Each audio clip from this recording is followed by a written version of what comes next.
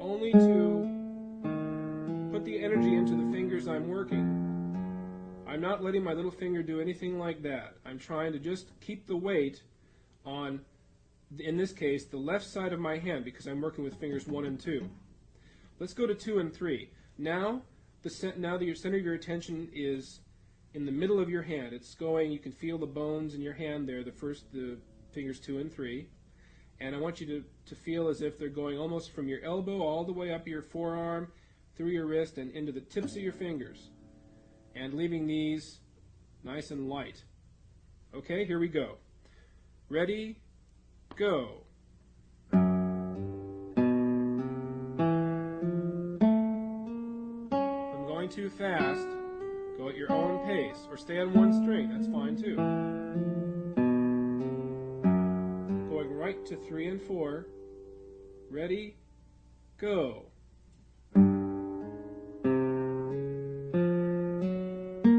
I find it helps to think of the little finger as not stopping at the knuckle joint, but going all the way down to my wrist, so that it goes from the tip down almost to my wrist. Now it doesn't really, but I'm thinking of it that way. It helps me get some power to my little finger, and it helps me really focus on this muscle right here. Okay, now let's go to the next one, which is fingers 2 and 4. 3 and 4, and.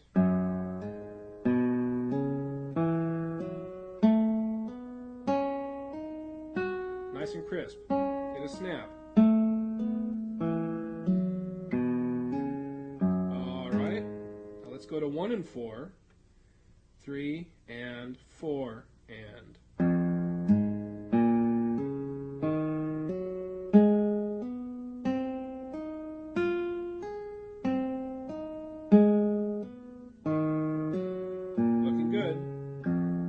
One more. This is the sixth in a combination of 6. 1 and 3. Here we go. Ready, go. Focus the energy into that third finger and leave the others alone if you can.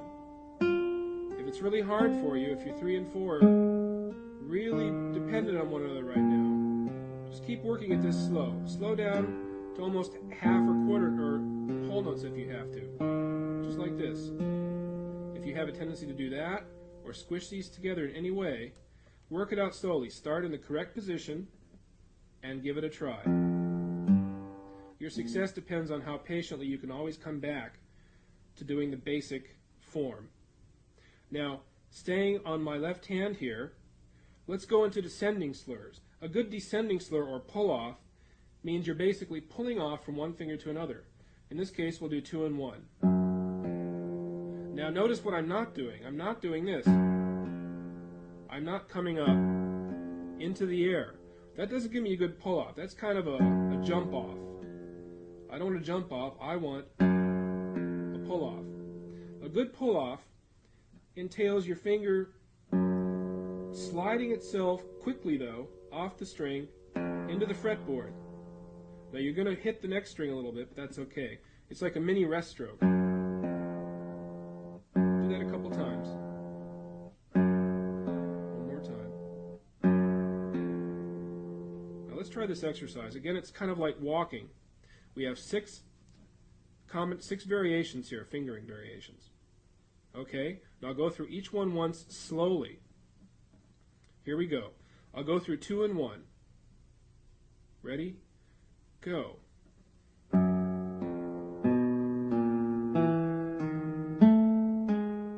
I'm going too fast, slow down. Don't feel like you have to keep up with me. Again, try to only activate fingers 2 and 1. Next, we're going to go to 3 and 2, 3 and 4, and.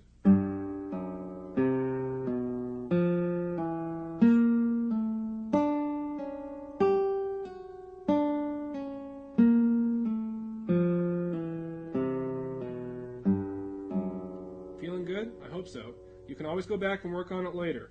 Let's go to fingers 4 and 3. Same thing. Remember, keep that pinky over a little bit on its side. Don't play right in the tip because then your middle joint's in danger of clashing there. Remember, we do not want that. Let's try this. Here we go. Ready? Go.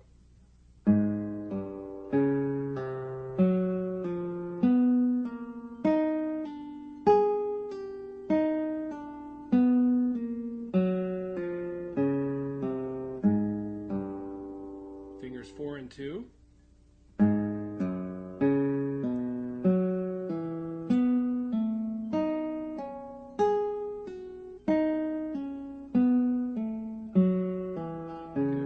Snappy pull off.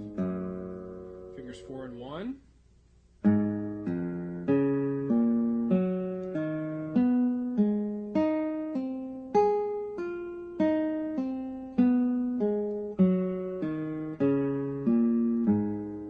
And finally, fingers 3 and 1. Again, try to isolate the energy into that third finger. It's a tricky finger.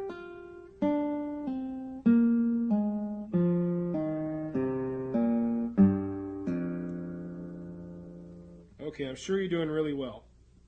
Now we have some triplets, slur variations, except in triplets. This again is going to be walking. We're just going to go up the fingerboard like this, and then back down. Got that? And then we have, again, all the other 6 combinations to go through. We won't do those right now. But I just want you to make sure that you get a good hammer on and pull off in these triplets. Hammer on, pull off. That's what you need to focus on in the triplet variation of the slurs. Next, fixed fingers. Fixed finger exercises are fantastic for practicing contrary motion with the fingers. This is how we're going to do it. We're going to fix certain fingers and move the ones that aren't fixed. We're going to move the ones that are free around. At least one piece of advice here to start. The fingers that are down, I want you to think of as rooted back to the back of the neck, just like they're trees and they have roots. They're just anchored there.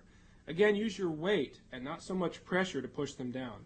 They're just there, almost as if I were to come over and do this to your hand would fall right down.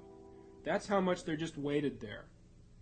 And that's going to help the fingers that are moving a lot. And I want you to think of the moving fingers as feathers, or light as feathers at least. That's going to help them move as well. Okay, here we go. Look at my left hand. We're going to start from the starting position, which is basically putting all 4 fingers down. This is a good position to start in. Now we're going to pick up the first finger, and if you want to look at the notes on your screen, that's fine. The pattern is this: 5th string and 2nd string, and 6th string and 1st string. And then we just do it over and over and over again. Here we go. I'll do each one of these just once, and I'll do them very slowly. Try to follow along. And again, if I'm going too fast, go at your own pace. Here we go. 1, 2, ready, go.